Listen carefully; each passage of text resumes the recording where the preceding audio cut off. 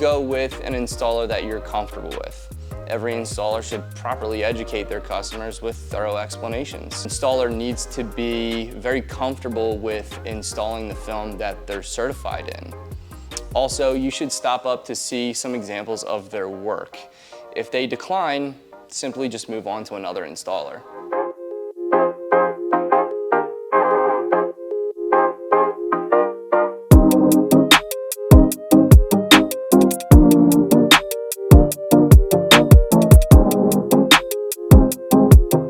It's our job to ensure that the customer understands our process and how we install the film.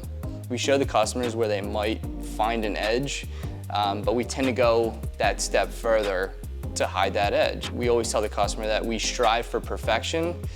We won't reach it, but we tend to get close.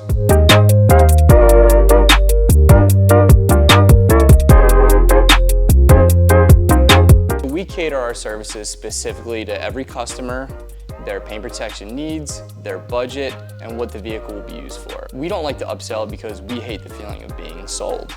We may recommend things based on similar experiences we've had with previous vehicles that are the same, but at the end of the day, the customer is our #1 priority. You can always expect us to underpromise and overdeliver.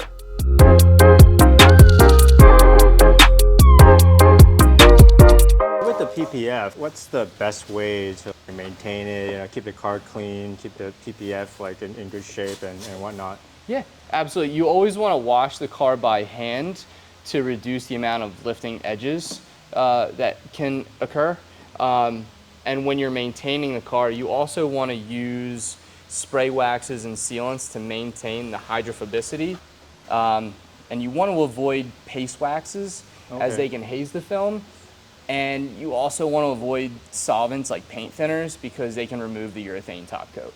So like a simple detail spray, that's good? Yeah, super easy, absolutely. Quick detail sprays are perfect for maintaining the finish on your paint protection film. All right, cool, and absolutely no power washing, right? You can pressure wash. You always want to maintain about, I would say like a 24 to 36 inch distance away from the film. That way, you reduce the possibility of lifting an edge on the film. So I remember when I got PPF before, and one of the things that really bugged me was that when I had to remove it, I saw crazy knife marks all over my bumper, my headlights and everything. What do you guys do to just make sure that doesn't happen, or is it inevitable that you're just gonna cut into the paint? So there's certain things you could do to not cut into the paint. I mean, we like to use modified patterns from a computer plotted software. What we'll do is we'll go ahead and we'll take a look at the car and figure out what areas we need to digitally extend. We'll go ahead and we'll extend that as needed, just so that way we're not trimming on the paint. You want to reduce the amount of trimming that you're doing on paint by doing the opposite, trimming off the paint. If you have to wrap a hood, you want to make sure you're using a sharp knife, steady hand, and you kind of want to guide yourself a 1/4 to a 1/2 inch away and make sure you're not really doing any trimming on the paint. There's also something else that we can do, and it takes a lot of practice, is when we have to cut on the paint, because there are times where we have to, and we try to make sure it's in an inconspicuous area if we do. But there's areas, if we have to cut, we make sure that we're just scoring the film, meaning we're not putting a lot of pressure on the knife or cutting. We kind of drag it across, and what you'll hear is this squeaking sound to let you know that you're just piercing the film. Gotcha. And then when you get to an edge at the very bottom and you go through, you should be able to tear off the back edge, kind of like a zipper. Gotcha. So it's kind of like breaking into the skin, but not like poking it right through to the meat. Okay, cool. Yep, you're exactly right. Awesome. Yep. So with PPF, when would you recommend someone get PPF, after they get their car?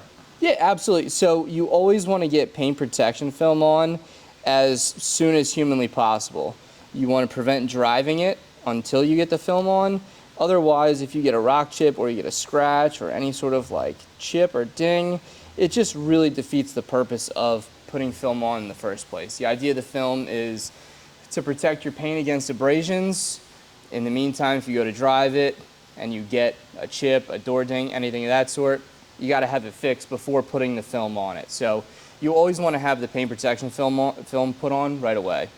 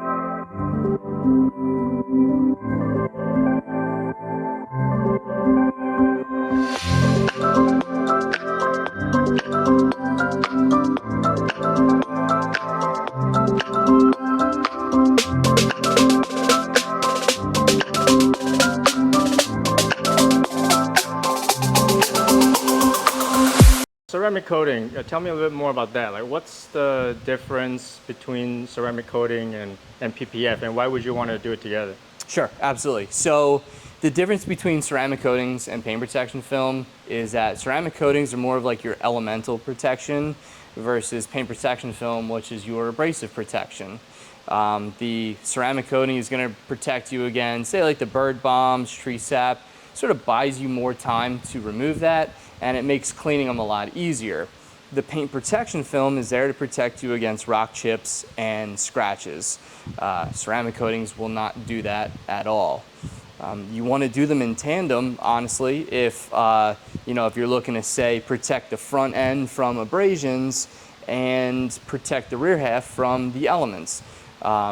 We can always do a full body paint protection film application with also a full body ceramic coating install as well. So we can put the ceramic coating over top of the paint protection film with no negative impacts. All right, so the most important question of all, Okay. what's pricing like for PPF, ceramic coat, and the stuff that you do? What's the pricing like? How do you price the stuff out? So that's a great question. So the price varies on square foot, which is, and this is for paint protection film, which is the size of the vehicle, complexity and intricacy. How complex the vehicle is to do with, say a lot of like our Tesla front ends, it's just pretty much straight across. There's no little intricate areas where there's carbon or any vents. So naturally these take more time. And the last being our potential completion time. You know, so if it's something that we've done a lot, we tend to charge a little bit less for that. If it's something that we know is going to take a long time to do, we do have to charge for that. Oh, very cool. Sounds reasonable. So then, Yeah. all right. So if someone's interested, what's the best way to get in touch? Yeah, so the best way is to give us a phone call. You'll talk to me directly each and every time. We don't have an answering service. You're always going to get myself. You can send us an email, fill out a form on our website, or if you want to interact with us and see our stuff on social media, you can always find us there and send us a message. I'll be the one getting back to you as well. Awesome. Thanks, man. Cool. Thanks, Nick. Have a good one, man.